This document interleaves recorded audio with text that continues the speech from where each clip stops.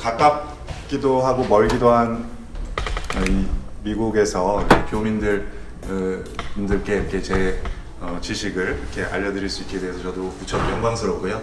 자리를 마련해 주신 목사님, 이하 여러 교인들 그리고 특히 김한 스님께도 감사 인사드립니다. 제 소개를 간단하게 하면 저는 이제 서울대학교 의과대학을 졸업하고 서울대학교에서 전공의 전임의 수료를 하고 현재 서울대학교 외과 교실 임상교수로 있고요. 그리고 지금은 현재 UNR에 연구교수로 이제 방문 나와 있는 상태입니다. 우선 제가 이제 리노 하면은 잘 몰랐었는데 한국에 있을 때 리노라는 도시가 어떤 도시인지 잘 몰랐는데 이제 보니까 제가 그래서 홈페이지에 들어가 봤습니다. 그랬더니 리노 한인회가 이게 레이저 포인터가 되네요. TV라서 안 되죠. 이게 리노 한인회가 보니까 94년도에 생겼더라고요. 제가 94년도면 제가 대학교 1학년 때거든요. 제가 부사학번입니다. 그래서 대학교 1학년 때 아마 리노 한인회가 생겼고 이렇게 많은 활동을 아마 하시고 계시는 것 같아요. 전 대학교 1학년 때 전혀 리노라는 도시를 몰랐죠. 그런데 와서 보니까 굉장히 도시가 아담하고 예쁘고 한국에서 그런 굉장히 복잡한 이런 도시의 삶을 살다가 여기서 굉장히 릴렉스돼 있고 굉장히 아름다운 경치와 그리고 타고 이런 데서 많이 지내기도 하고 그리고 특히나 사람들이 굉장히 친절하고 좋더라고요. 저는 그 점이 굉장히 마음에 들었고 특히 이제 교민분들이 굉장히 잘해 주셔가지고 잘 적응해서 지내고 있습니다.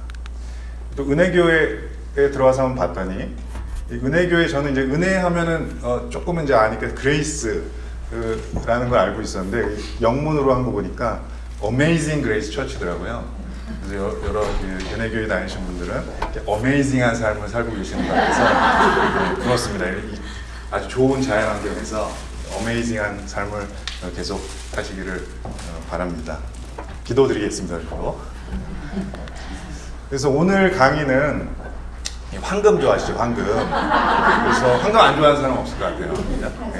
변도 우리가 황금변을 봐야 되니까 제가 이제 오늘 강의는 이런 황금변을 볼 수 있게 해드리는 게 목표입니다. 우리나라 말 중에 이제 잘 먹고 잘 살아야 된다 이런 말이 있죠. 또 이제 어디 누가 이제 싸우고 나면 잘 먹고 잘 살아라. 거기다가 한 마디 더 붙여주셔야 됩니다. 잘 먹고 잘 살려면 잘 싸야 되죠. 잘 못 살면 잘 못 먹습니다, 그죠?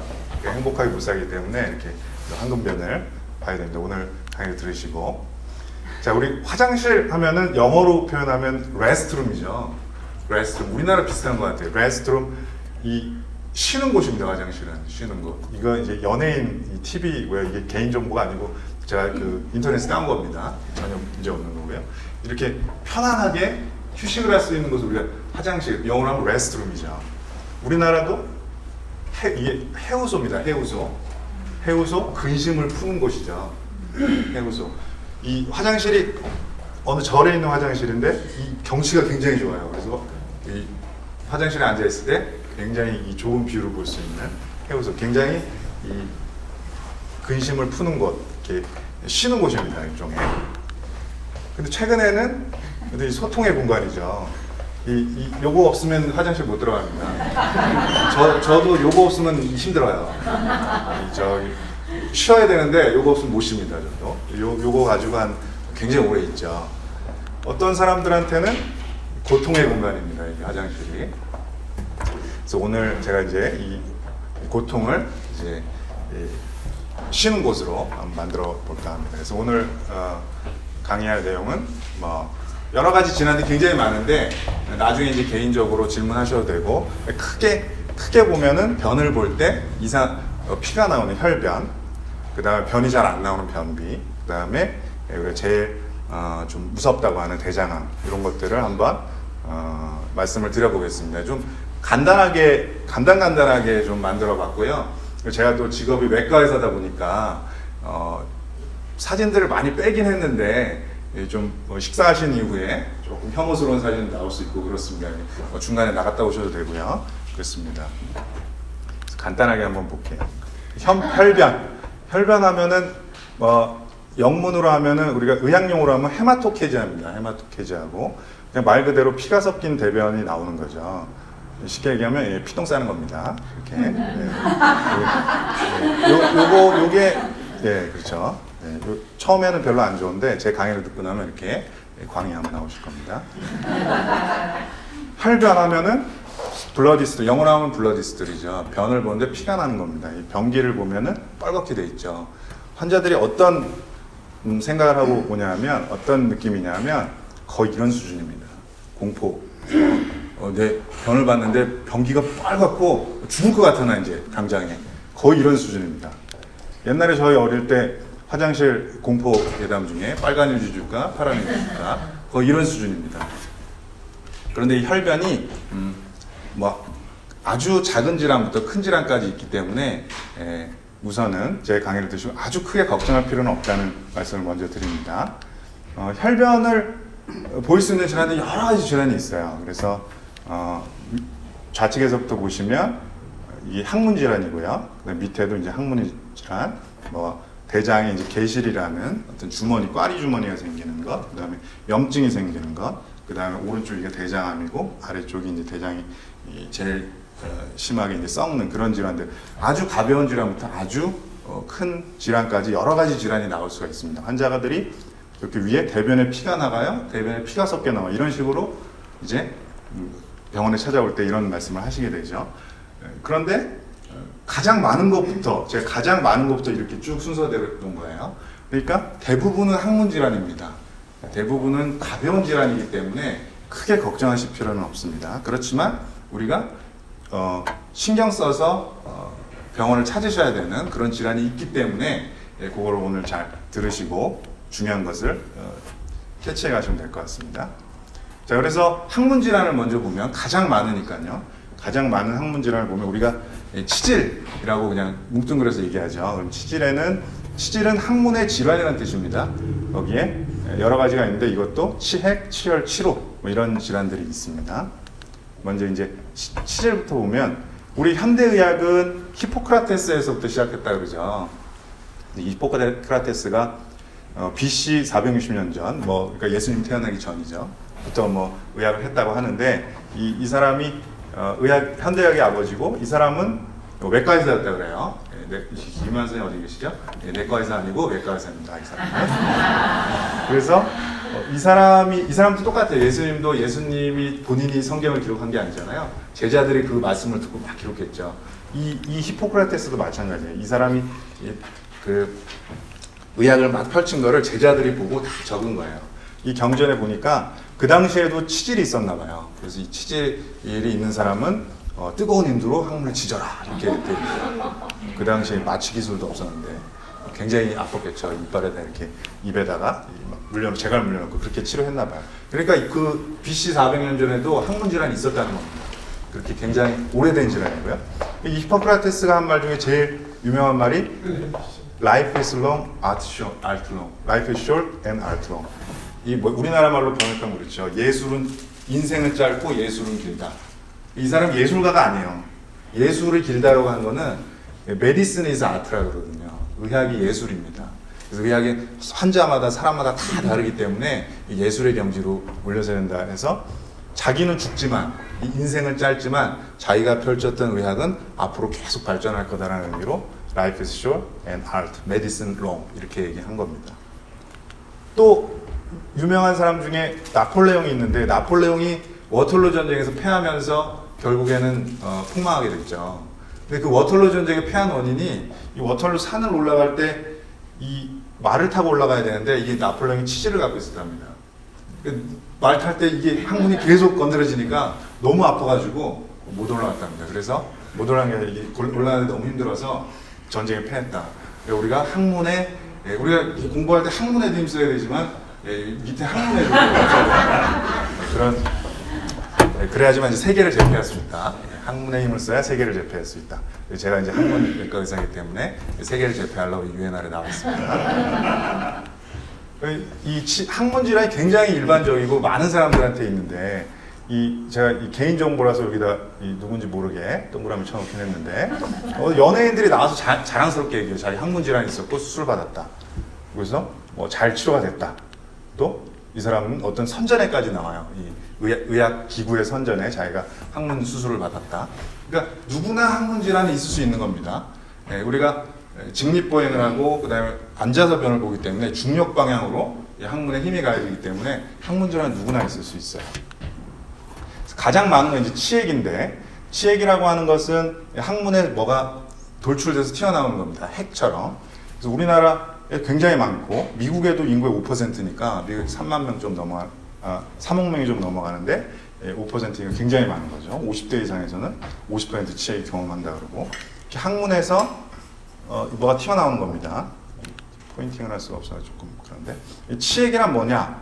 치액은 정상 조직이에요. 항문에 있는 정상 조직입니다. 그래서 이 손가락으로 갖고 왔습니다. 항문, 이게 이제 항문관인데, 항문 이제 밥을 먹으면 이걸로 이제 쏙 빠져나오는 거예요, 항문이. 이걸 이제 우리가 단면을 낸 거예요. 그럼 이제 약간 안쪽으로 들어가면 이렇게 여기에 혈관 뭉친 거예요. 여성분들 여기 다리에 보면은 혈관 좀 굵어진 분들이 계시죠. 그런 혈관이 뭉쳐진 게 항문에 있는 거예요. 이게 왜 있냐? 변 볼 때 우리가 만약에 모래 같은 데를 변이 빠져나온다고 생각해 보세요. 굉장히 힘들겠죠. 근데 이런 부드러운 소파 같은 데를 변이 빠져나와 부드럽게 쑥 나오겠죠. 이게 쿠션이라고 해요. 쿠션. 바스큘라 쿠션입니다. 치액이 정상 조직으로 있는 거예요. 그래서 밑에서 보면은 이렇게 세 부분의 큰 바스큘라 쿠션을 갖고 있습니다. 이게 정상이에요. 정상이고 항문 안쪽과 바깥쪽으로 좀 나눌 수 있습니다. 그래서 항문 바깥쪽에서 쳐다봤을 때 그리고 외치액, 바깥쪽 치액이고 더 안쪽으로 들어간 걸 내치액이라고 해요. 그래서 뭐 어른들은 이제 수치질, 암치질 뭐 이렇게 얘기를 하시죠. 바깥쪽에 보이는 게 외치액이고 안쪽으로, 그래서 안 보여요. 안쪽에 있는 거는 정상적으로는 내치액이라고 합니다. 이 치액이 왜 생기냐? 항문 밖으로 왜 뭐가 튀어나오느냐? 우리 사람이 태어나서 변을 하루에 한 번, 두 번 본다고 했을 때 엄청나게 자주 보겠죠. 그럼 계속 푸시를 하니까 이 치액이 위에 있던 게 밑으로 처지는 겁니다. 우리 나이 들면은 속일 수가 없잖아요. 이게 볼도 처지고 피부도 처지고 항문도 처지는 겁니다. 나이를 속일 수가 없죠. 그러니까 에이징 프로세스, 노화 과정이죠. 이 안에 있던 조직이 이 힘이 약해지면서 처지는 겁니다. 처져서 밑으로 보이는 거예요. 이렇게 밑으로 처지기 시작하는 겁니다. 증상은 변 볼 때 아까 말씀드린 것처럼 피가 나고 그 다음에 밖으로 항문에 뭐가 만져지고, 변을 봤는데 변기는 시뻘겋고 항문에 뭐가 만져진단 말이에요. 나 지금 죽을 뻔 하니까 암 아닌가 하고 오시게 되는 거죠. 이런 거예요. 주관적으로 봤을 때 없죠. 아무것도. 이게 항문이거든요. 아무것도 없어요. 그냥 항문이에요. 그런데 변 볼 때처럼 밀어봐라 하면은 이런 게 튀어나오는 겁니다. 그래서 변 보시고 나서 이렇게 손으로 만져보면은 뭐가 튀어나오는 분들이 있어요. 이렇게 튀어나오는 겁니다. 변 보고 나서 이렇게 튀어나오는 거죠. 이게 굉장히 부드러워 보이죠. 변 볼 때 뭐가 쓸리면은 여기서 탁 피가 나면서 쫙 아까처럼 혈변이 나오는 거예요. 아까 얘기한 이건 이제 내치액이고 안에 있던 게 밖으로 튀어나오는 거니까, 아까 이건 외치액, 수치질이죠. 이건 밖에 있는 거예요. 밖에 있는 거고, 이게 이제 혈전이 끼는 거고 조금 다른 얘기인데, 혈전이 끼어서 이 혈전을 제거해 주는 겁니다. 이거는 조금 통증이 있어요. 외치질은. 내치액은 통증이 없고 그냥 밖으로 튀어나오기만 하는 거고, 외치액은 통증이 있습니다. 그래서 이제 내치액의 진행 정도에 따라서 1도, 2도, 3도, 4도라고 그러는데, 1도는 그냥 피만 나는 거예요. 별로 안 튀어나와요. 2도는 들락날락 하는 거예요. 튀어나왔다가 저절로 들어가요, 지금. 3도는 튀어나왔는데 안 들어가요. 손으로 이제 밀어놔야 돼요. 4도는 손으로 밀어놔도 안 들어가요. 이제 피가 나는 거죠. 그런데 우리나라에서는 이제 치질수를 굉장히 많이 하세요. 조금만 뭐 튀어나오고 조금만 피가 나도 뭐 큰 병인 줄 알고 수술하시는데, 그러실 필요까지는 없고 3도 이상에서 그러니까 손가락으로만 밀어놔야 되고 안 밀어도 들어가고, 그럴 때 이제 불편하니까 수술을 고려할 수 있다는 겁니다.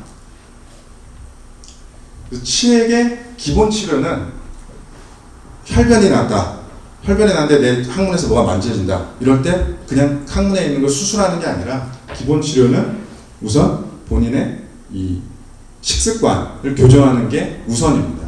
그래서 혈변에 나올 때 기본 치료는 병원에 가서 뭘 하시는 게 아니라 본인의 식습관을 먼저 교정하시는 거예요. 가장 중요한 거는 섬유소를 많이 드시는 거예요. 식이섬유를. 야채를 많이 먹으라는 거죠. 쉽게 얘기하면.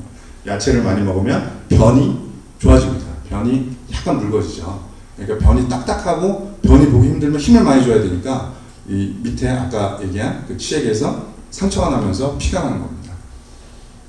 그래서 섬유소를 많이 먹으면 변 보기가 쉬워지기 때문에 그 부분에 힘이 많이 안 가해지고 출혈이 줄어드는 거죠.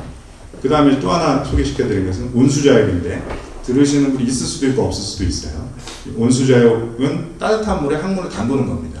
그렇게 하면 혈액순환이 좋아지고 그 다음에 상처 있는 부분이 빨리 낫게 돼서 이 두 가지가 기본이에요. 항문 피가 나는데 항문에서 뭐가 만져진다. 그러면 온수자육과 식이섬유 두 가지가 기본인 겁니다.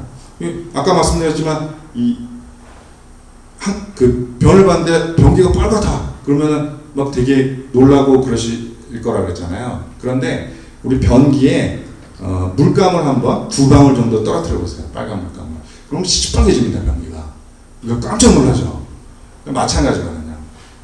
우리가 피를 조금만 흘려도 항문에서 한두 방울만 나와도 변기는 시뻘개집니다. 그러니까 굉장히 놀라죠. 변기가 시뻘개졌다고.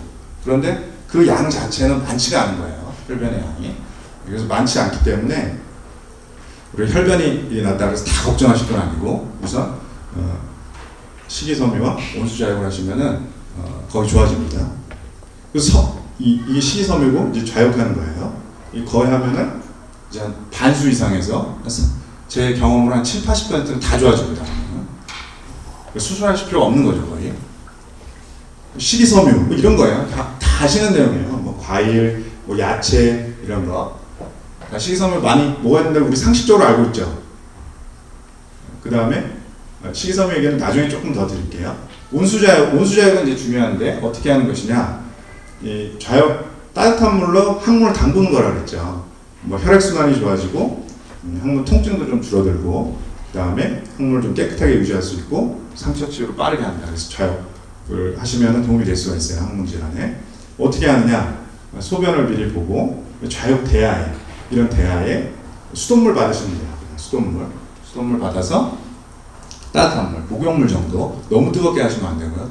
디니까 목욕물 정도 하셔서 그냥 담그고 앉아 있는 겁니다. 5에서 10분간 그냥 앉아 있으면 돼요. 요새는 이제 좌욕기라 그래가지고 또 시판되어 있는 것도 있더라고요. 미국은 잘 모르겠습니다. 근데 아마 인터넷으로 사실 수 있을 거고요. 한 다음에 이제 건조시키는 게 중요하고 수건이나 같은 걸 닦아서 완전히 건조하는 게 중요하고 오히려 이제 습하면 감염증 같은 게 생기니까 완전히 건조하는 게 중요합니다. 그래서 얼마나 자주 하냐?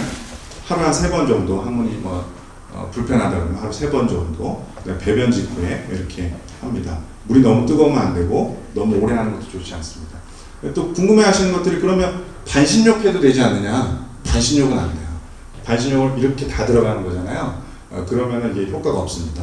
항문 부위만 들어가야 됩니다. 이 이유는 따뜻한 물이 항문 주변에만 닿아서 항문 주변만 이완할 수 있는 효과를 줘야 돼요. 여기를 다 담그면 여기 전체가 다 이완됩니다. 그래서 혈액순환이나 그 효과를 낼 수가 없어요. 그래서 항문만 이렇게 대야에다가 항문만 이렇게 담그는 겁니다. 근데 조금 힘드신 분들이 있죠. 이게 뭐 대야에 물을 떠서 변기에 넣고 안고 다시 버리고 좀 힘드신 분들은 그 따뜻한 물 샤워기 있죠. 변을 보신 다음에 그 샤워기로 살짝 쪼그려 앉아서 거기 이게 샤워기 너무 세게 하지 마시고요. 그럼 아프니까 쫄쫄쫄쫄 나올 정도 분수처럼 이렇게 흘러내릴 정도 해서 따뜻한 물로 항문만 대고 있어도 비슷한 효과를 낼 수가 있어요. 이 자체가 항문 건강에 굉장히 좋습니다. 출혈이나 그런 치액 튀어나오는 것 이런 것들은 아마 한 일주나 2주 정도만 하셔도 금방 좋아지실 수가 있어요. 그렇게 해도 안 좋아지는 분들은 이제 수술로 가는 겁니다. 그런 분들이 한 20%, 30%밖에 안 된다는 거예요. 대부분 다 좋아지죠. 그렇습니다. 그래서 이제 수술하는 분들은 이제 이런 분들은 이게 항문인데 항문에서 안에서 이제 막 튀어나온 거예요. 이 손으로 밀어넣어도 금방 나와요. 피도 많이 나와요. 그러니까 이렇게 이제 수술하는 겁니다. 이렇게 이걸 잘라내고 꼬매주는 겁니다. 좀 저희한테 간단한 수술이지만 넘어가겠습니다. 식사하신 다음에 좀 혐오스러울 수 있어서. 자, 그래서 제가 아까 뭐라 그랬냐면 변기에 빨간색으로 물들고 항문에서 뭐가 튀어나오고 막 그럴 때 굉장히 긴장들 많이 해서 온다 그랬죠. 그런데 긴장하실 필요 없이 섬유소 많이 먹고 좌욕하고 한 1, 2주 정도 해보시고 괜찮아지면 괜찮은 거다라고 말씀드렸잖아요. 대부분 그렇게 되는데 그렇지 않은 분들이 있어요. 5% 정도는 그 똑같은 증상인데 단순한 치액이 아닌 분들이 있어요. 대장암이 있는 분들이 있어요. 이 치액이 있다 그래서 대장암으로 가는 건 아니에요. 치액이 있으면 대장암으로 가진 않아요. 그거는 관계가 없어요. 그런데 대장암이 있는 분들은 치액을 동반할 수가 있어요. 약간 이해가 잘 안 되시죠? 내가 치액이 있다. 근데 그게 대장암으로 발전할 수 있을까? 전혀 그렇지 않아요. 걱정 안 하셔도 돼요. 그런데 치액에 증상이 있다. 피가 나고 뭐가 튀어나와 있어.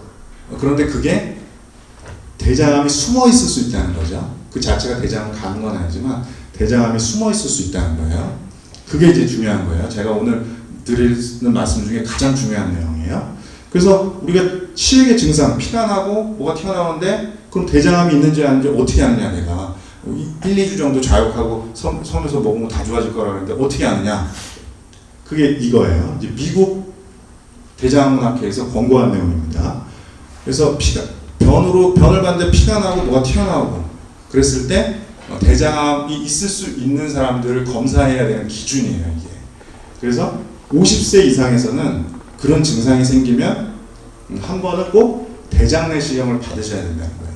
대장 검사 안쪽에 다른 뭔가 피가 나는 원인이 있는지 항문에서 그 치액 때문에 피가 나는 게 아니라 그 안쪽에 다른 뭔가가 있는지 한번 검사해 보셔야 된다는 거예요. 50세 이상에서는. 50세 이하는 대부분 없다고 생각하는 거예요. 우리가 나이가 들어야지만 암이 생기고 그렇기 때문에 50세 이상에서는 반드시 대장 내시경을 받아야 된다. 근데 조금 젊은 분들, 40세 이상에도 받아야 되는 분들이 있는데 대장암 가족력이 있는 분들이 있어요. 자기 아버지나 또는 친척분 중에 대장암이 있었다. 그런 분들은 조금 어린 나이에 발병할 수가 있어요. 그러니까 40세 이상에서 대장에 가족력이 있는 분들은 항문에서 피가 난다. 그러면 대장 내시경 꼭 받으셔야 돼요. 그 외의 것들은 이제 어려운 내용이니까 잘 보셔야 되고 또 한 가지는 아까 혈변이 나오고 뭐가 튀어나오는데 그 외에 다른 증상들이 동반되어 있을 때 되게 항문에서 피가 나고 뭐가 튀어나온다고 해서 복통이 생기지는 않거든요. 배가 아프다든지 변비가 갑자기 생겼다든지 열이 난다든지 현기증 같은 게 생긴다. 이런 다른 증상이 더 동반이 된다 그러면 이거는 항문에서 피가 나는 게 아니라 다른 데서 피가 날 가능성이 있다. 그래서 이런 경우에는 대장 내시경 꼭 받으셔야 돼요. 그러니까 아까 얘기한 5%에 들어갈 수 있다는 거죠. 치액이 대장암에 동반해서 생기는 환자일 수 있다는 거예요. 그래서 이런 경우에는 반드시 대장 내시경을 받으셔야 돼요. 근데 제가 알기로는 미국은 대장 내시경 비싸죠. 우리나라는 대장 내시경 한 5만 원만 받습니다. 여기는 한 100만 원 정도 한다고 그러더라고요. 그런데 제가 들었는데 55세 이상에서는 또 보험이 된다 그래요. 미국에서도. 그러니까 너무 두려워하지 마시고 대장 내시경 받으세요. 아주 힘들지 않습니다. 제가 말씀드렸는데 힘들지 않습니다. 괜찮고요. 저는 개인적으로 우리나라 이제 수면 내시경도 많이 하는데 수면하지 않고 하시는 의사 선생님하고 이렇게 농담하면서 이렇게 합니다. 제 대장이 이쁘죠? 하면서 이렇게 합니다. 아주 어렵지 않으시니까 만약 도움이 되신다 그러면 50세 이상에서는 한 번씩 꼭 하고 지나가시는 게 좋을 것 같아요. 그 다음에 이제 치액은 안에서 튀어나오는 거라고 했고 그 항문의 질환 중에 또 치열이라는 게 있어요. 치열은 뭐냐면 항문이 찢어지는 거예요. 이렇게 항문이 보시면 찢어지는 거예요. 우리 예전에 찢어지게 가난하다고 했었잖아요. 그게 똑같은 거예요. 항문이 찢어지게 가난한 거예요. 왜냐하면 예전에 가난하면 우리가 먹을 게 없잖아요. 그러니까 먹을 게 없으니까 못 먹으니까 변이 안 나오는 거예요. 근데 변은 계속 차고 그러니까 그 변을 보려고 힘을 많이 주다 보니까 항문이 찢어지는 겁니다. 변을 볼 때 힘을 많이 주면 항문이 찢어지는 거예요. 굉장히 아프죠. 찢어지는 거를 치열이라는 거예요. 그래서 찢어지면 역시 마찬가지로 피 많이 나겠죠. 피 많이 납니다. 흉관해요. 그런데 아까 말씀드린 것처럼 한두 방울 떨어지는 거예요. 그렇게 많이 나는 게 아니에요. 나중에 이제 피가 많이 나는 질환 말씀드리면 어느 정도 피가 많이 나냐면 환자들이 응급실에 막 실려올 정도인데 혈압이 떨어져가지고 이 변기가 수면이 있잖아요. 수면이 막 이만큼 올라와 있어요. 1리터 막 이렇게 피가 납니다. 우리 변기에다가 한 1.5리터 그 사이다 같은 거 부어보세요. 이만큼 올라오죠. 그래서 피가 많이 나는 분들은 이렇게 많이 올라와요. 근데 다만 이렇게 변기가 수면이 안 올라오고 그냥 똑똑 떨어져가지고 시뻘겋다. 그거는 많이 난 게 아니에요. 그러니까 크게 걱정하실 필요 없다는 거예요. 치열 증상은 이래요. 변 볼 때 얼마나 아프겠어요, 그죠? 한번 찢어지니까. 찢어질 정도로 한가 봐요. 굉장히 아픈 거예요. 그래서 통증과 출혈을 동반하는 이 치열입니다. 마찬가지 치열은 뭐예요? 야채 많이 먹고 온수절약하는 거예요. 일주일이면 좋아집니다. 야채 많이 먹고 항문만 담그는 거예요. 그럼 항문 질환은 거의 좋아집니다. 그래도 안 되면 이제 수술을 하는데 저는 개인적으로 외과에서 하지만 수술을 권하고 싶진 않아요. 이 관략근을 항문 관략근 아시죠? 쪼이는 거. 지금 다 한번 쪼여보세요. 표정들이 쪼여보시면 그 쪼이는 근육인데 그거를 살짝 찢어드려요. 살짝 찢어주면은 통증이 사라지는데 개인적으로 권하고 싶지는 않습니다. 그 당시에는 괜찮은데 시간이 지나고 나면 변실금이 생길 수 있어요. 그 변실금 아시죠? 변이 자기가 계획하지 않은데 이렇게 팬티에 묻어나고 그런 거예요. 그 생길 수가 있기 때문에 개인적으로는 권하지는 않습니다. 그래서 아까 이게 야채 많이 먹고 자극하면 대부분 좋아져요. 그 다음에 이제 아주 많지는 않은데 그 3대 질환이니까 그냥 짚고 넘어가면 농양이 있어요. 항문에 농양이 생기는 건데 항문 자체는 이런 윤활유가 나오는 구멍이 있거든요. 아까 말씀드린 변이 빠져나오려면 이 쿠션도 있어야 되고 그다음에 부들부들하게 코 같은 걸 만들어내요. 항문에서. 그래서 코 같은 게 계속 나와서 변이 부드럽게 나오는 건데 이 부분에 염증이 생기면 농양이 생기고 그게 이제 곪을 수가 있어요. 그럼 이제 열이 나고 아파서 오죠. 이렇게 빨개요. 째기만 해도 곪이 나오는 거예요. 이게 이제 만성화되면 치루가 되는 거예요. 길이 나는 겁니다. 그래서 변이 이렇게 빠져나와야 되는데 이런 길로 막 빠져나오는 거예요. 이렇게 치루가 되고 치루는 반드시 수술하셔야 돼요. 아까 제가 치약하고 치열은 수술하지 않아야 된다 그러죠. 근데 치열은 반드시 수술하셔야 돼요. 치루는 반드시 수술하셔야 돼요. 왜냐하면 이거는 그대로 두면 암으로 발전할 수 있기 때문에 치루는 반드시 수술하셔야 돼요. 그래서 치루관을 제거하는 수술을 하는 겁니다. 이 치루는 사실은 아주 많은 질환은 아니기 때문에 뭐 치루가 있거나 농양이 있으면 이제 병원에 가서 치료를 받으셔야 되고 그 외 치열이나 치액은 굉장히 많은 분들이 갖고 계시기 때문에 일반적으로 제가 아까 섬유소와 그다음 온수자력을 하면 많이 좋아진다 말씀드린 거예요. 병원에 가실 필요 없어요. 당장은 한 1, 2주 정도 해보시고 그래도 안 나면 이제 병원 가시면 됩니다. 그 다음에 이제 아주 적지도 않고 아주 흔하지도 않은 변실금인데 이제 여기 할아버지 아니 저희 연세가 좀 있으신 분들 죄송합니다. 연세가 좀 있으신 분들이 계시니까 좀 관심이 있으실 것 같아서 좀 넣어봤는데요. 변실금입니다. 변실금은 자기가 이제 의도하지 않게 이렇게 가스나 뭐 변이 조금 나와 있는 거예요. 팬티에 묻죠. 그래서 병원에 오실 때 내가 변을 보려고 한 것도 아닌데 이렇게 팬티에 묻어 있더라. 이렇게 해서 와요. 여성이 훨씬 많죠, 남성보다. 그 이유는 출산할 때 골반이 그 근육하고 신경이 손상이 돼요. 손상이 되면 그게 그 당시에는 괜찮은데 나이가 들어서 근육이나 신경의 힘이 약해지면 그때 이제 생기는 겁니다. 그래서 우리 60대, 70대 어머님들이 많이 겪게 되시죠. 근데 창피하니까 말씀을 안 하세요. 말씀 안 하고 뭐 기저귀 이렇게 요새 상품화된 기저귀도 있고 그렇더라고요. 이렇게 해서 오십니다. 그래서 조금 어머니들이 좀 갖고 있을 수가 있죠. 그래서 이제 이걸 검사를 해보면 초음파를 해보면 이제 항문인데 막 이렇게 끊어져 있어요. 이렇게 항문 그 관략근이 우리 출산할 때 끊어졌다가 이제 힘이 빠지니까 이제 드러나는 겁니다.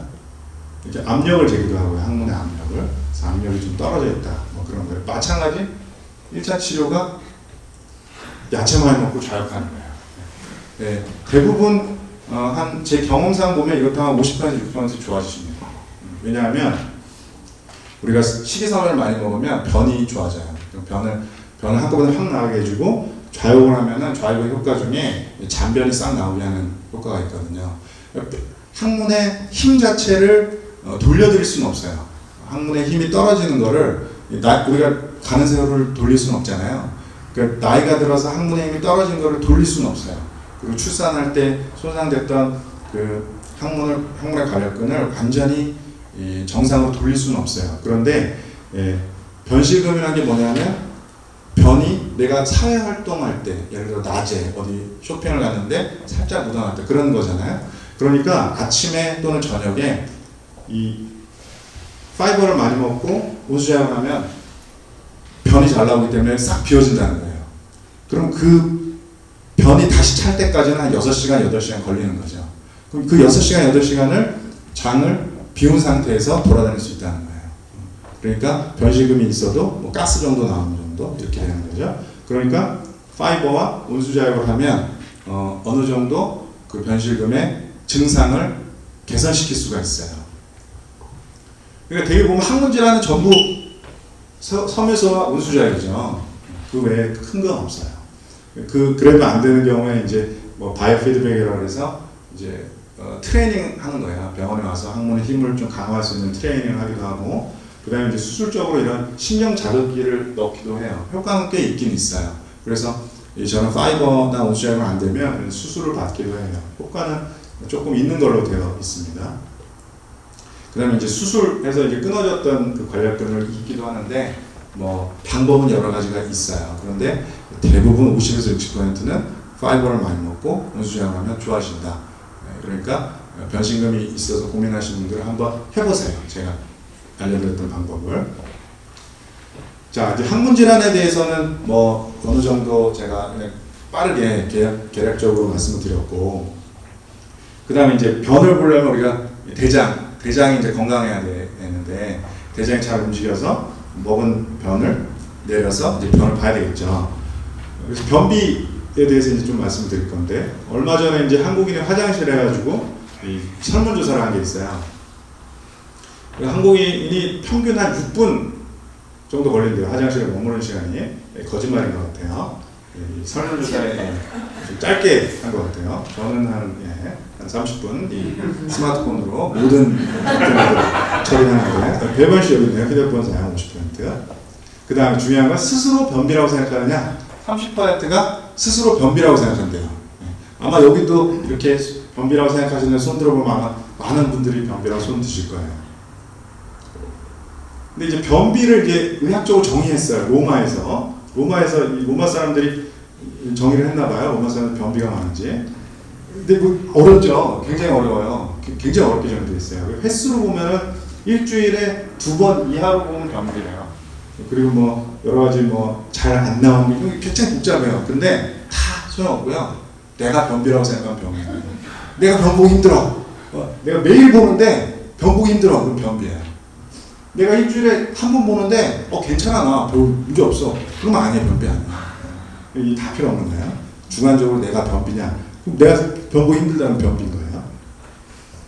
변비를 이제 2가지 종류로 구분을 해요. 의학적으로는. 아까 말씀드린 대장인데, 제가 이제 대장의 구조에 대해서 미리 설명을 드렸어야 되는데 나중에 설명이 나오긴 나올 거예요. 대장인데 이게 이제 뭔가 마커를 이렇게 먹이는 거예요. 그러면 먹여서 여기에 72시간 내에 잘 빠져나와야 정상이거든요. 그런데 어떤 사람들은 이게 72시간, 그러니까 3일이 지나도 이 마커들이 대장에 쭉 분포가 되어 있어요. 이 얘기는 대장이 잘 안 움직인다는 거거든요. 대장이 이렇게 쫙쫙쫙쫙 짜가지고 얘를 항문으로 갖고 와서 쭉 밀어내야 변이 나오는데, 이게 움직임이 안 되는 거예요. 대장 안에서 변이 안 움직이는 거예요. 이거는 대장 안에서는 잘 움직이죠. 변이 잘 움직여서 항문까지 내려왔는데 항문에서 못 나오는 거예요. 그러니까 항문이 안 열리는 거죠. 항문 관략근이 변 볼 때 우리가 배에 힘을 꽉 주면 항문이 쫙 열리잖아요. 그게 안 되는 거예요. 그게 안 되면서 2가지 타입으로 나눠요. 그래서 이제 항문, 우리가 이 복잡한 메커니즘인데, 뭐 하나님이 우리 인간을 창조했을 때 이 항문 굉장히 복잡하게 만들어졌어요. 우리 공부도, 그래서 공부도 학문이고, 학문도 학문이고. 너무 복잡해요. 저는 학문과인데 아직도 잘 모르겠어요.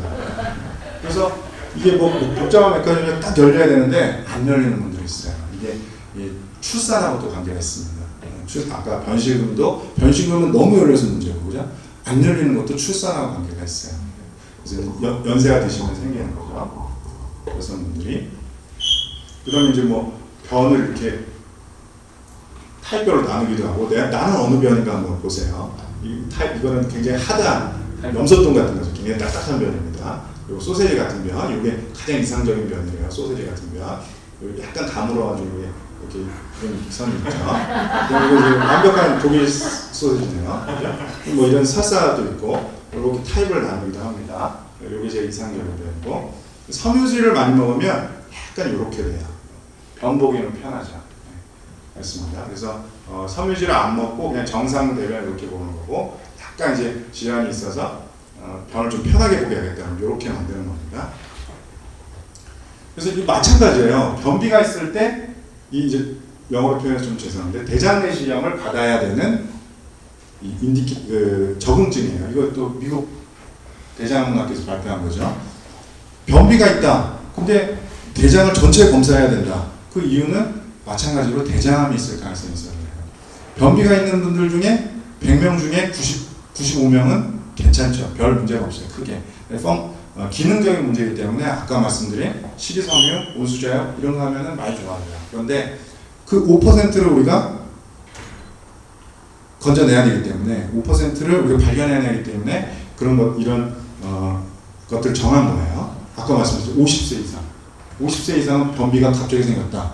또는 변비가 만성이다. 그러면 반드시 대장 내시경 한번 하셔야 돼요. 미국에서 5년에 한 번씩 권고를 합니다. 50세, 55세, 60세 이런 식으로. 그 다음에 아까 혈변. 아까 혈변 있을 때 대장 내시경 언제 받으라고 그랬죠? 혈변만 있는 게 아니라 동반 증상 있을 때 변비가 동반 증상이죠. 항문에서 혈변만 있는 게 아니라 변비까지 같이 있으면 그건 항문에서 치액이 튀어나온다고 해서 변비가 생기지 않거든요. 그러니까 같이 대장 내시경을 받아라. 그 다음에 뭐예요? 가족력 있을 때. 그죠? 대장암 가족력 있을 때. 그러니까 세 가지 기억하시면 돼요. 50세 이상에서는 대부분 다 젊어 보이셔가지고 아직 한 5년 정도 남으신 것 같은데 60세까지 50세에서 대장암 꼭 받으셔야 되고, 혈변이 있는데 변비나 복통 이런 것들 동반돼 있을 때, 그 다음에 가족력 있을 때는 대장 내시경 받으셔고 권고를 해드립니다. 대개 이제 치료는 아까 말씀드린 파이버 식이섬유를 먹고 그 다음에 온수자약하고 그렇게 하면 병이 좋아져요. 근데 이제 파이버를 그럼 얼마나 먹어야 되느냐? 그냥 파이버 계속 먹으라고 강조하는데 그럼 하루에 얼마나 먹어야 되냐? 하루에 20에서 35g을 먹어요. 이거 아직도 감이 안 오시죠? 여기 25에서 35g 보니까 이게 미국 식단인데 25g 먹으니까 아침에 시리얼 하나 먹고, 그다음 애플로 된 무슨 푸딩 같은 거 하나 먹고, 그다음에 브로콜리 한 봉지 먹고, 그다음에 콩인가요? 콩도 한 봉지 먹고, 그다음에 홀그레인으로 된 브레드 먹고. 이거 사실은 엄청나게 많이 먹는 거예요. 그죠? 미국 식단 중에 이렇게 많이 먹지는 않잖아요. 우리나라 식단은 어떤가? 우리나라 식단은 야채가 많으니까 많을 것 같죠? 한번 봤어요. 그랬더니 우리나라 권장이 아까 25g인데 우리나라 사람들이 우리나라 식단을 먹을 때 평균 17g을 먹는 거예요. 그러니까 우리나라 부족한 거죠. 섬유질 먹는 게. 그러니까 계속 달고 먹으셔야 된다는 뜻이에요. 그러니까 어느 정도 식사로 섭취할 수 있는 이 섬유소는 약간 제한이 되어 있어요. 그래서 최대한 과일, 야채 이런 것들을 많이 먹어야 된다라고 항상 각인하고 계시지만 약간 부족할 수 있다라는 것을 생각하셔야 돼요. 나 야채 많이 먹는데 왜 변이 안 좋아져? 이렇게 생각하시면 안 되고, 야채를 거의 달고 사셔야지만 된다라고 생각하셔야 돼요. 그래서 이제 어떤 제품으로 나와 있는 것도 있어요, 사실은. 그래서 이런 제품들은 사실 야채 같은 걸 굉장히 농축해놔서 이 야채 한 박스 정도 먹는 거를 이만큼 먹을 수 있게 농축해놓은 거죠. 이제 보니까 미국에서도 그냥 살 수 있는 것들이 좀 있더라고요. 오버 더 카운터 그러나요? 이런 실리움 허스크 이런 것들은 그냥 인터넷으로도 그냥 약국에서도 의사 처방 없이 살 수 있는 것 같아요. 그래서 이런 파이버들이 제재들을 드시는 것도 나쁘진 않습니다. 본인이 식사에서 야채를 많이 먹는데 야채를 충분히 본인들이 노력해서 많이 먹는데 변이 그렇게 좋은 것 같지는 않다. 그렇게 생각하시면은 이런 뭐 마트나 이런 약국 가면은 사실 수 있는 파이버들이 있어요. 그런 것들을 사서 드시면은 조금 도움이 됩니다. 그래서 이제 변비에는 치료들이 여러 가지가 있어요. 그래서 아까 말씀드린 파이버가 기본이고요. 그 다음에 제가 꼭 말씀드리고 싶은 거는 자극성 화제들이 있어요. 우리나라 말로 하면 이제 아락실, 둘포락스 뭐 이런 것들이거든요. 그거는 사실 별로 좋지는 않습니다.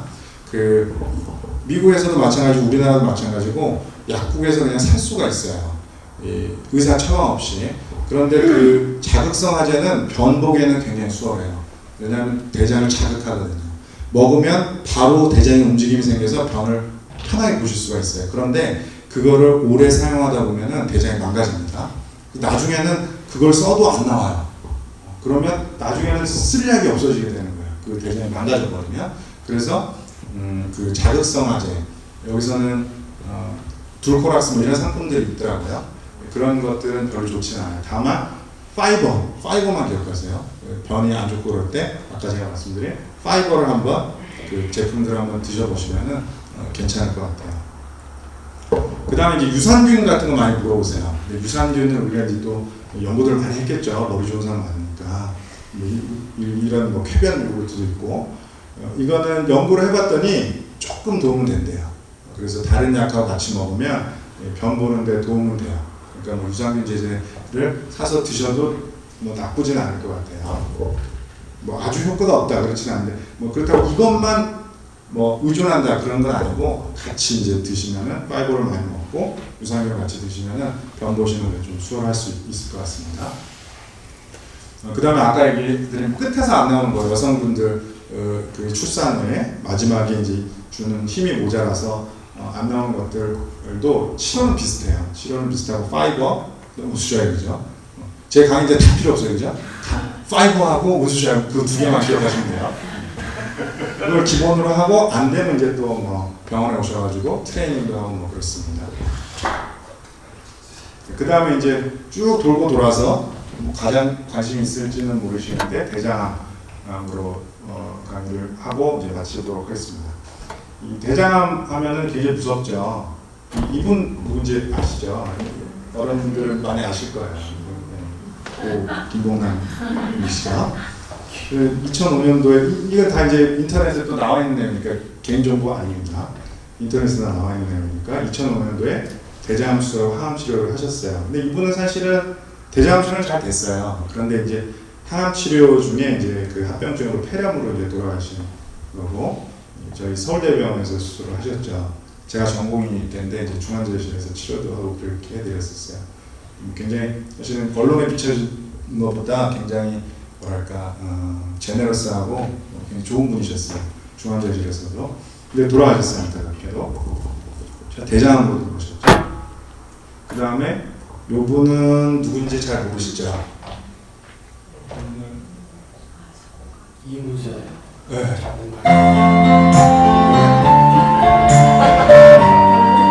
싫어하실까봐.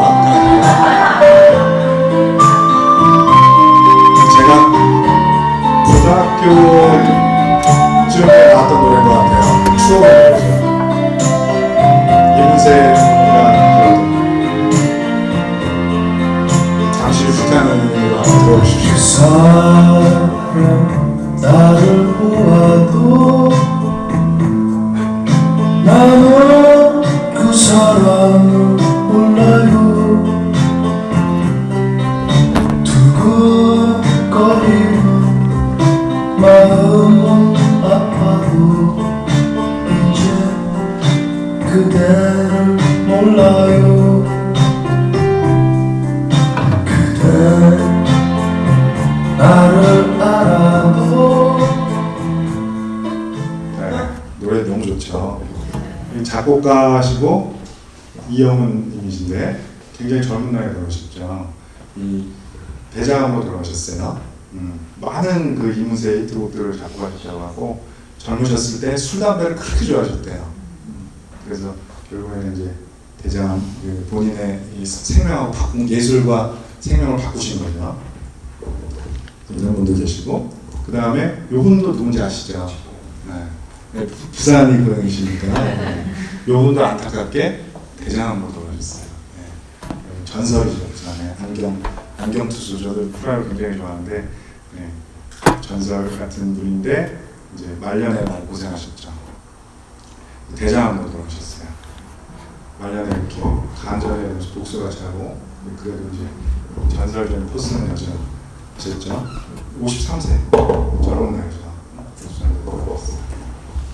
대장암 무섭죠. 굉장히 무섭습니다. 이 대장암이 우리나라만 봤을 때 굉장히 많이 늘고 있어요. 이렇게 굉장히 많이 늘고 있어요. 늘었죠. 축축 늘고 있어요. 대장암이. 신문 기사에 보면 아시아에서 1위입니다. 우리나라가. 그리고 세계에서 4위. 엄청 많이 늘었죠. 이 이유는 식생활이 서구화돼서 그래요. 우리가 옛날에 야채도 많이, 아까 얘기한 식기섬유, 야채 많이 먹고 그랬었는데 이제는 사람들이 회식도 많이 하고 고기가 메인 반찬이 된 거예요. 사실 옛날에 우리 50년대, 60년대 식탁에 고기 반찬 있을 틈이 별로 없잖아요. 근데 이제는 고기 반찬 없으면 안 먹죠, 애들이. 그러니까 서구화되니까 이렇게 대장이 늘어나는 거예요. 이 육식이 미치는 이 대장의 영향이 굉장히 크거든요. 그 얘기는 뭐냐면 현재 미국에 나와 계신 교민들은 이미 이 육식에 많이 노출되어 있는 거예요. 그러니까 현재 우리나라의 서구화된 식단보다 더 서구화된 식단을 하고 계시기 때문에 이 대장암의 위험성이 많이 노출되어 있다라고 볼 수 있습니다. 그래서 이 염두를 두셔야 돼요. 위암, 지난번에 위암도 있었지만 우리나라 사람들 중에 위암이 많지만 대장암이 점점 올라가서 아마 곧 대장암이 더 많아질 것 같아요. 그래서 2012년도 조금 예전 결과인데 12년도에 보면 남자는 2등이고 여자는 3등입니다. 제가 기억하기에 2017년도에 1등으로 올라갔다가 2016년도에 다시 내려왔대요. 위암이 다시 조금 더 올라간 것 같고 하지만 대장이 굉장히 많이 올라갔어요. 많이 올라갔죠. 그런데 제가 이제 저희 자랑을 하나 하면은, 우리나라 자랑을 하나 하면은, 우리나라 대장암이 많이 늘었는데 치료 성적은 어떠냐, 우리나라 병원 의료의 수준이 어떠냐 봤을 때 이게 이제 5년 생존율이라고 해서 암이 이제 5년 정도 지나서 이제 암을 치료를 하고 5년이 지난 다음에 재발했는지 안 했는지를 판단했을 때 암이 괜찮으면 이제 5년 정도 지나면 재발률이 많이 떨어지기 때문에 완치됐다 이렇게 말을 하거든요. 그럼 이제 5년 생존율이라고 해요. 한국을 보면, 대장만 보면 한국이 5년 생존율이 점점 올라가요. 그죠? 한국이 96년도보다 2012년도에 74.8%. 그러니까 이게 무슨 얘기냐면 대장암으로 병원에 오면 치료를 받았을 때 74.8%, 100명 중에 70명은 완치된다는 거예요. 서울, 한국에서. 미국 60%, 캐나다 60%, 일본 60%예요. 우리나라 74%예요. 네, 자랑을 하죠. 박수 한번 주세요. 이게 사실은요, 이게 의사들이 잘해서 그런 게 아니에요. 국민들이 잘해서 그렇습니다. 조금 이따 설명을 드릴게요. 왜 우리나라가 다른 미국, 일본보다 높은지, 생존율이, 치료가 잘 되는지 조금 이따 설명을 드릴게요. 그래서 여튼 우리나라가 의료 수준이 굉장히 높습니다. 많이 선진화됐죠. 근데 이제 여전히 이 네이버에 그랬을 때 제가 대장암 치료, 인터넷들 많이 보시잖아요. 대장암 하면 이제 어떻게 치료해야 되나 먼저 요새 이제 인터넷부터 저 먼저 들어가보죠. 대장암 치료 한번 봤어요. 그랬더니 1번이 오기남 차가버섯이에요. 2번이 달마진한염이고 무슨 면역식품기 서울대병원, 우리나라 제일 좋아해 서울대병원 이렇게 나온 게 아니라 무슨 번부터 나온 게 아니라 차가버섯이 저보다 유명해요. 제가 지금 한 3,000명 정도 수술 하고 있는데 저보다 차가버섯이 더 유명해요. 대장암처럼. 이 버섯을 먹으면 치료가 된대요. 미역 이런 게 좋다는 사람도 있고 이런 온열 매트에서 자면 암이 없어진대요. 깜짝 놀랐어요. 제가 이거를 어떻게 이용해 볼까? 이 커피는 뭔지 아세요?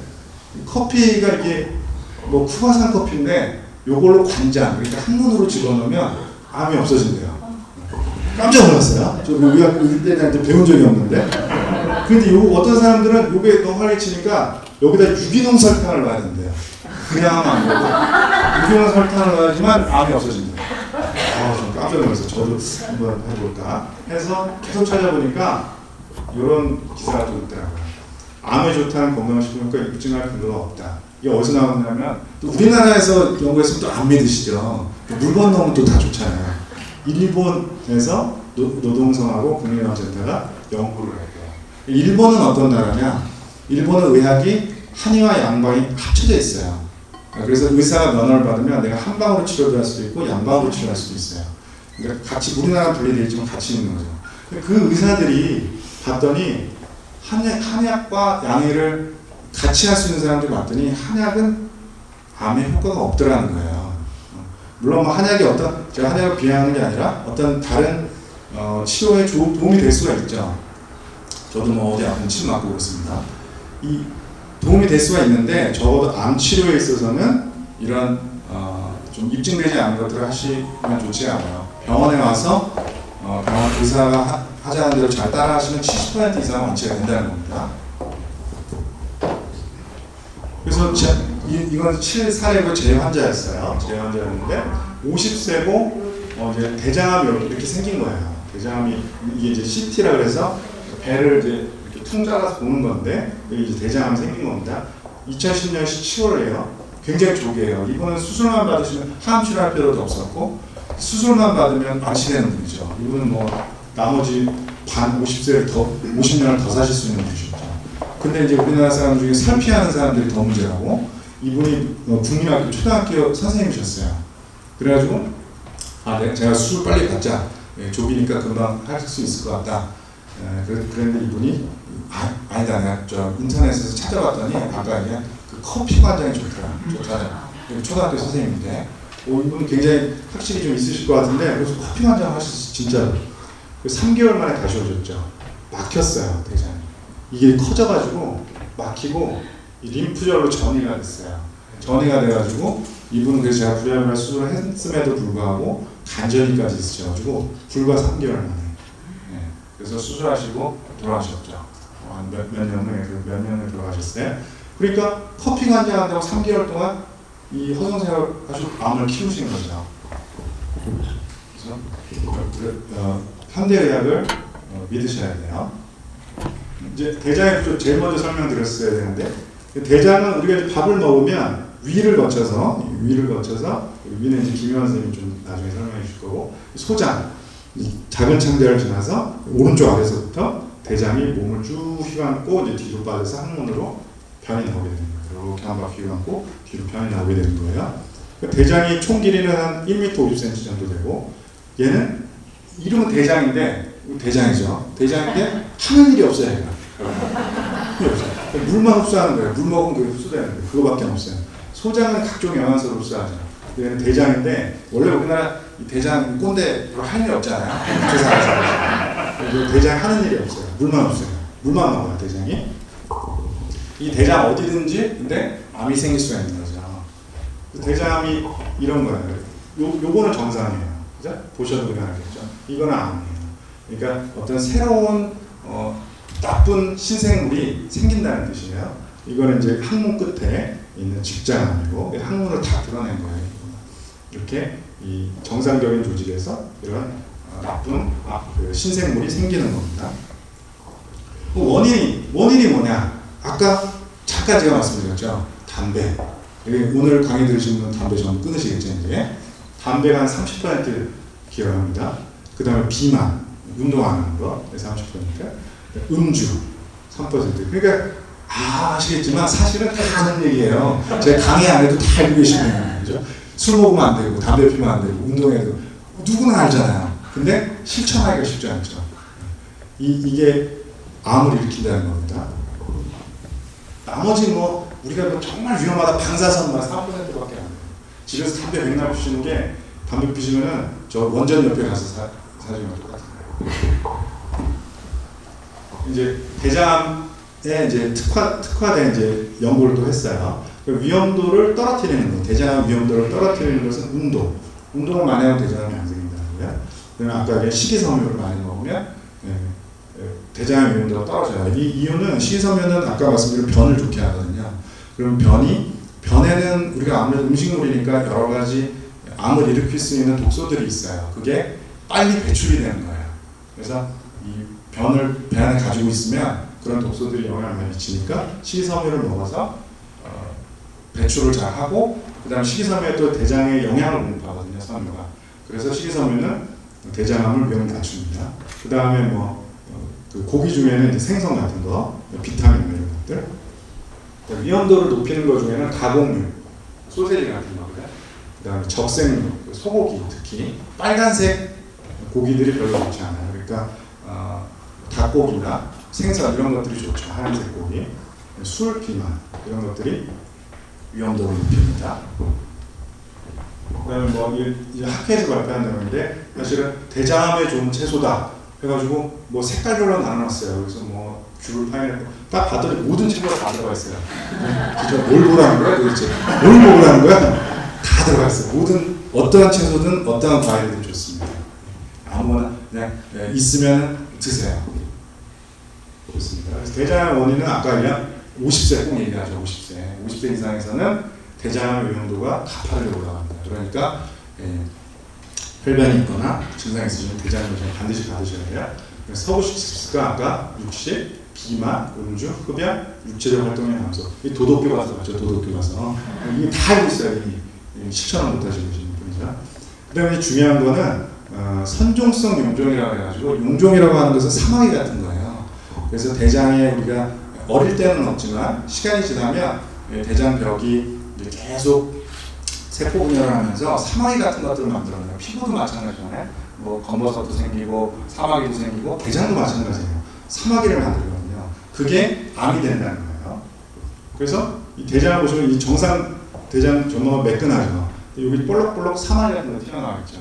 요 놈들 10개 중에 한 놈은 대장이 된다는 겁니다. 그러니까 9개는 그냥 산으로 들어가요. 근데 10개 중에 하나는 대장이 되고, 요거 좀 커졌죠.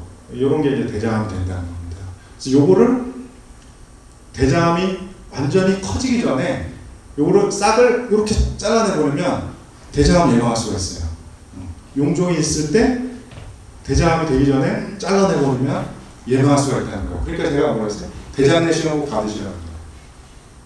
대장암의 증상은 대장 내에 암이 생겨서 대장을 막으니까 이 파이프라인을 막는 거예요. 그죠? 파이프를 막으면 안 나가잖아요. 그러니까 복통도 생기고 변비도 생기고 또 거기서 피도 나니까 설사나 혈변 같은 게 나오고 그런 증상들이 생기는 거예요. 대장암이. 그런데 대장암이 이미 증상이 생기면 치료하기가 힘들어져요. 증상이 생겼다는 건 이미 커졌다는 거거든요. 이미 진행해서 어디로 전이가 됐다는 거예요. 증상이 없을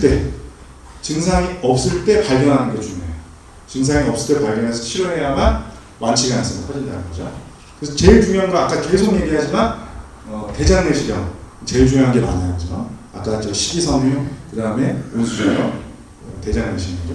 대장 내시경으로 조기 진단하는 게 중요해요. 그래서 이렇게 대장 내시경 하는데 요새는 수면 내시경 두려우시면 수면 내시경 하셔도 돼요. 한국에서 이제 수면 내시경도 가격이 크게 비싸진 않은데 수면 내시경 굳이 안 하셔도 돼요. 또 두려움 때문에 하시는데 저는 수면 내시경 안 하시고도 충분히 하실 수 있다고 말씀드리고요. 그래서 내시경으로 조기 진단하는 게 중요하다.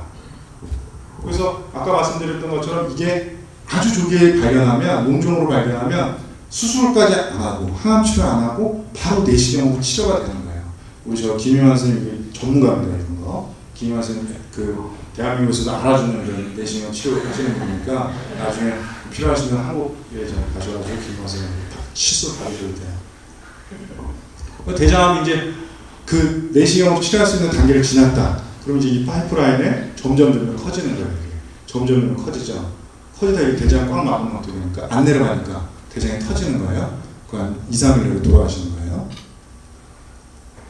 여기서 이제 커져가지고 이게 여기만 대장에만 있느냐? 그게 아니라 이제 주변으로 이제 막 퍼져나가는 거죠. 제일 먼저 나가는 게 림프절이라고 해서 림프절로 나가고 간으로 가고 폐로 가고 이런 거예요. 이미 이 단계를 넘어서는 거죠. 치료할 수 있는 단계를.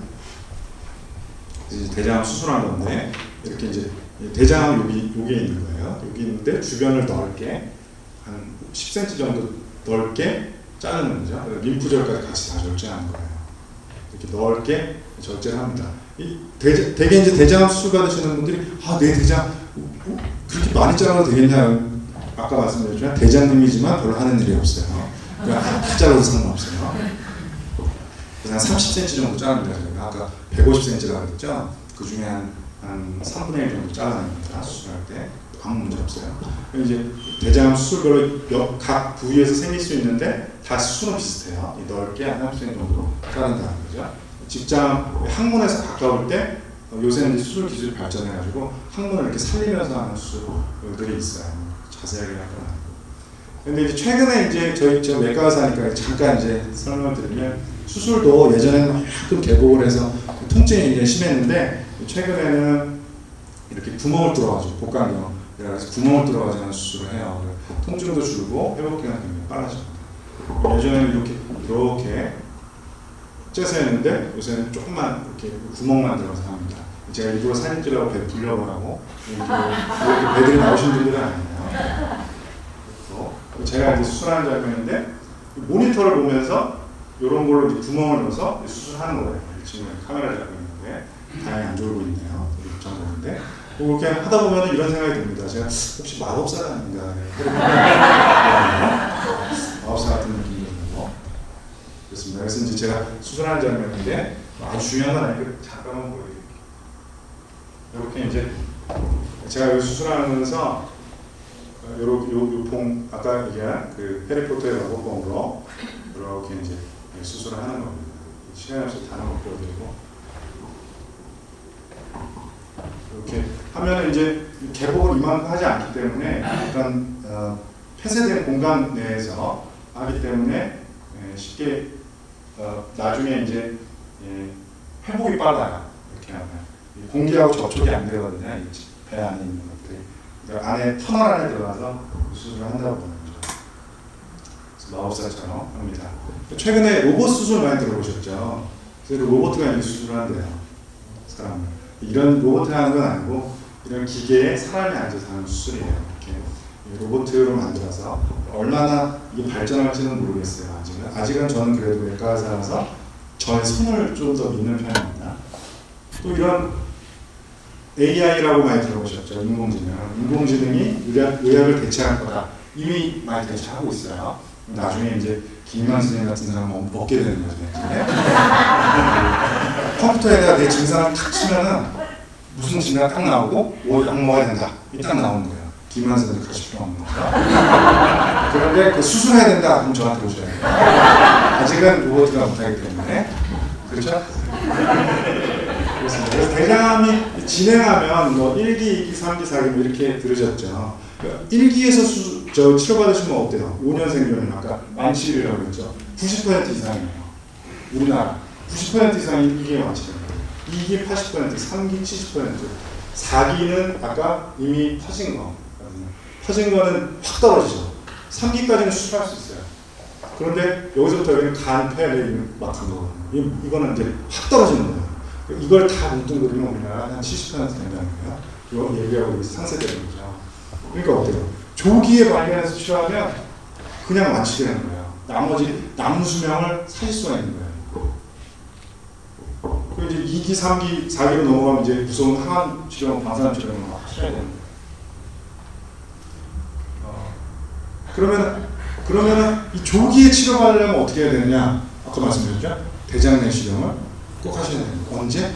50세 이상에서는 꼭 한번 하셔야 되고 그 다음에 혈변이 있거나 변비나 복통이 새롭게 생겼을 때 50세 이상에서는 꼭 한번 하셔야 돼요. 그러니까 본인이 변을 볼 때 힘들다, 혈변이 나왔다. 그럼 제가 아까 말씀드린 파이버를 좀 많이 먹고 좌욕을 해보시고 한 달, 2주에서 한 달 정도 해보시고 안 된다. 그래서 계속 증상이 있다. 그러면 그때 병원에 가셔서 50세 이상에서는 대장 내시경 한번 하셔야 돼요. 젊은 분들은 술, 담배부터 끊으세요. 하고 그래서 이제 거의 다 됐습니다. 요분 잘 알려지지 않으니까 요분은 아시긴 아시죠? 근데 이거 몰랐죠? 요분 해서 지금 잘 됐어요. 완치됐어요. 네. 됐고 요분도 아주 유명한 분이 아닌데 탤런트인데 조기 대장 치료에서 다 마치했어요. 다 이제 조기에 발견했기 때문에 그런 걸 받을 수 있는 겁니다. 이분도 잘 모르시는 분인데 이분 굉장히 유명한 분이세요. 운동 좋아하시는 분 대부분 아는 분입니다. 농구 감독인데요. 이 허재라는 거 아시죠? 허재 감독 이런 분은 아시죠? 그 허재를 키운 감독입니다. 이분도 사실은 대장이셨고 완치되셨대요.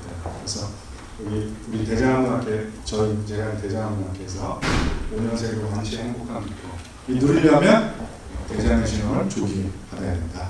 그거예요. 그래서 대장암이나 이런 대장질환 치료하는 데 있어서 저희 의사의 역할은 뭐 이런 많은 의료를 개발하고 우리나라 의료를 발전시키고 하는데 저희 굉장히 노력하고 있고 열심히 하고 있다고 자부합니다. 김환 선생님도 굉장히 열심히 하고 있고 저도 열심히 하고 합니다. 환자분들 우리나라 대장 굉장히 늘어나고 있고 그 다음에 미국 교민들이 더 위험도에 노출되어 있다고 생각이 들거든요. 그러니까 이런 조기 진단 치료가 중요하기 때문에 반드시 뭐 어떤 기회가 되시면 무섭다고 생각하지 마시고 대장이 무섭지 않습니다. 대장내시경 좀 받으셔서 조기에 암이 되기 전에 발전하기 전에 잘라버리면 그건 뭐 통증도 없고 아주 편한 거거든요. 그렇게 하시면 좋을 것 같습니다. 그래서 오늘 제가 드리고 싶은 말씀은 두 가지죠. 두 가지. 아까 뭐라고 했어요? 식이섬유, 그죠? 식이섬유와 우수자유. 우수자유는 넣지는 않았는데 식이섬유와 우수자유 해보시고 안 되면 꼭 대장내시경을 가시죠. 50세 이상에서는 대장내시경을 5년에 한 번씩 간격으로 되어 있는데 한번 그 받으시고 그 다음에 이제 의사를 상의하시면 되겠어요.